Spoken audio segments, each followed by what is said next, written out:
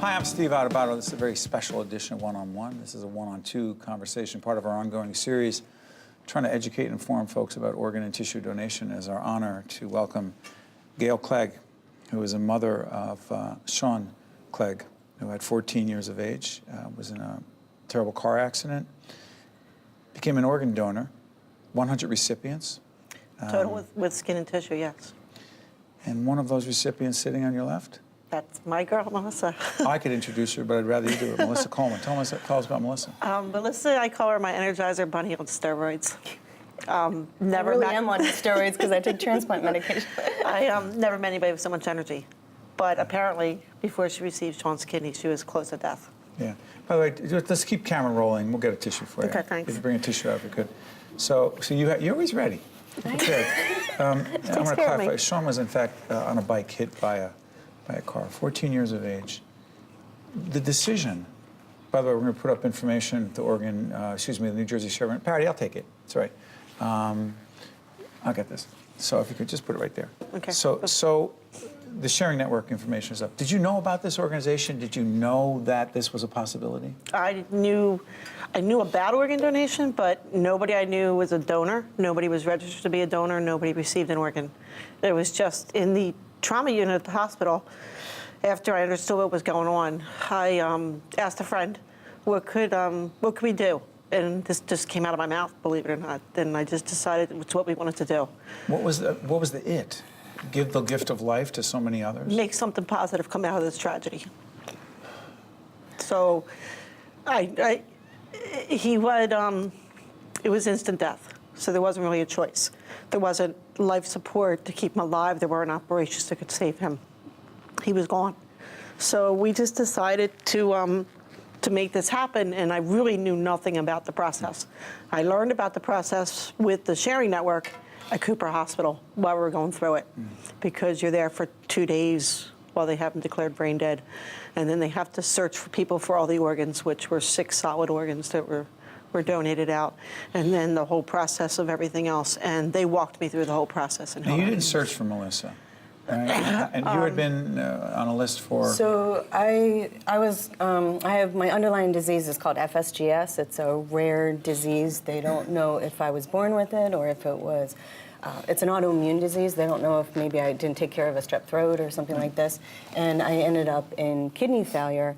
And since I've had some kind of kidney disease since 1996, and then when I progressively got worse, I ended up being a candidate for a transplant.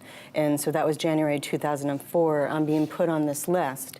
My 2 brothers were worked up. Unfortunately, they weren't good candidates to give me a transplant, so I had to be on this list. And I think currently, right now, we looked it up before we came, there's about 114,000 people waiting for a life-saving organ transplant. And we've talked about this, and she's helped me. I mean, how do you adequately thank the people that gave you this new chance at life? And it's pretty amazing people, because she didn't even question. Like, the worst thing, I mean, it's unnatural to bury a child. And then they're saying instantaneously yes to organ and tissue donation. So all of us, you had mentioned about 100 of us in total with tissues and eyes and all of this, that they're thinking of us at the worst time of their lives. And so when I was placed on the list with 114,000 people, and I used to have, like, how do you pray to God for someone to die for you to get a new chance at life? But I'll have Gail tell it, is that she's taught me, I mean, she gave me the gift of life with this, I'm 10 and a half years out, living large, and she told me, you're not praying for someone to die, you're praying for someone to make the right decision. Talk about it. I didn't have a choice in losing my son. He was gone. So my choice was to make something positive come out of it. So I told her, you don't pray for someone to die. You pray for someone to make the right decision when they pass away. That's the prayer you have to have while you're waiting on the list. And now I'm a living legacy of Sean. And when we go out and we do these functions, and if we can just make one difference, in changing someone's mind about organ, donation, and when they get the chance on their ID to make that decision, we want them to hear Sean's story and how we're all gifts of life because of him. And for their parents, Gail and Andy and his brother Brian, making that awe-inspiring decision. And it gives us so much, we're living legacies of him.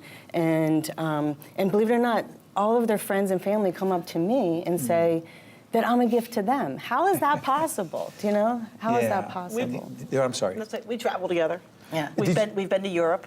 I'm sorry for interrupting. You also went out too, because the folks at the Sharing Network told us you went out to Pasadena, California, to the Rose Parade. The Rose Bowl Parade. Do we have any, Lauren? Do we have any shots of this?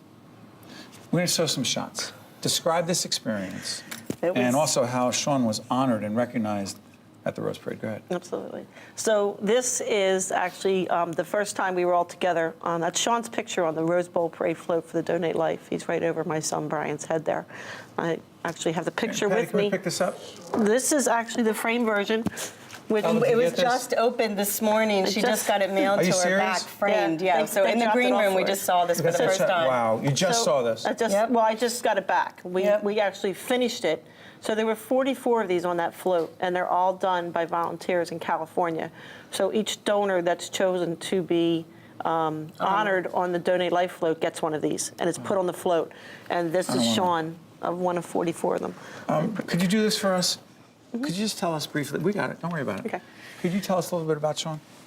Sean was wise beyond his years.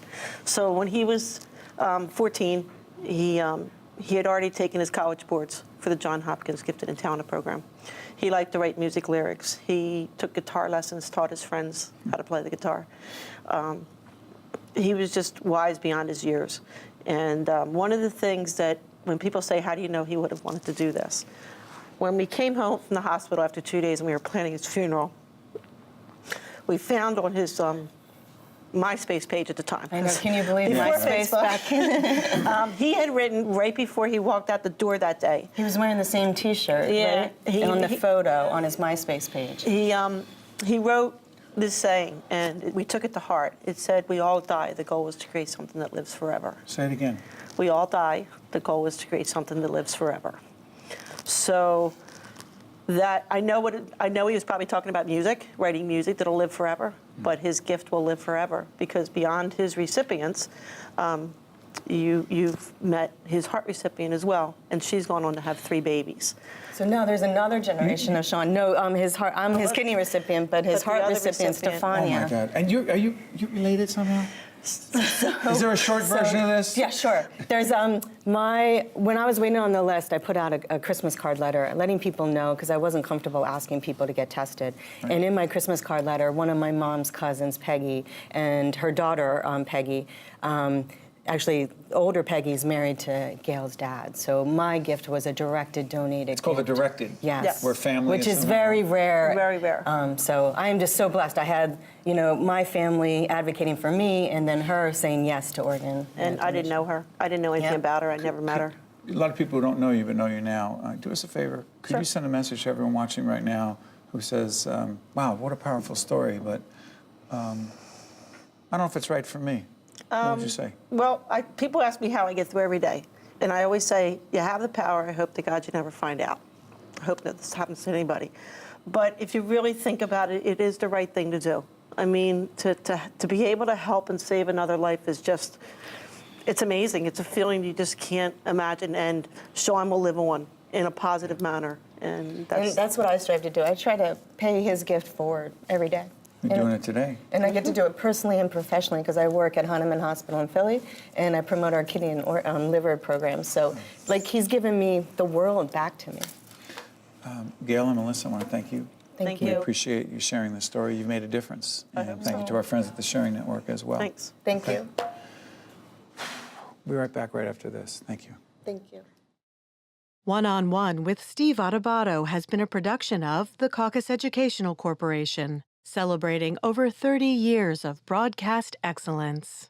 Funding for this edition of One-on-One with Steve Adubato has been provided by New Jersey Sharing Network, the Healthcare Foundation of New Jersey, the Russell Berry Foundation, Rowan University, TD Bank, Fedway Associates, and by United Airlines. Transportation provided by Airbrook Limousine, serving the metropolitan New York, New Jersey area.